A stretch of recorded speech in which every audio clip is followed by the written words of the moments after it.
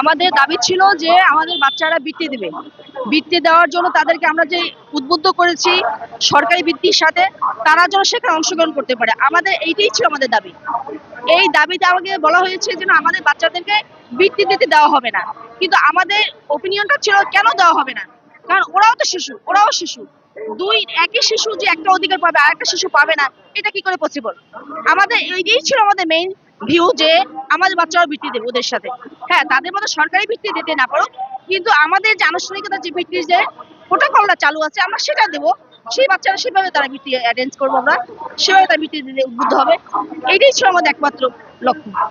আমরা হচ্ছে কিন্ডারগার্টেন স্কুলের ছেলে মেয়েদের বৃত্তি দেওয়া দিচ্ছে না, এই জন্য আমাদের আজকে মানববন্ধন।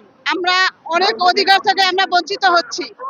আমরা যেন সমস্ত অধিকার ফেরত পাই এবং কিন্ডারগার্টেনের যারা স্টুডেন্ট আছে এরা যেন বৃত্তি দিতে পারে, এই জন্য আজকের আমাদের এই মানববন্ধন। জি, সারা বাংলাদেশে একই একই ইসে আমরা সবাই দাঁড়িয়েছি, এখন রাজপথে দাঁড়িয়েছি।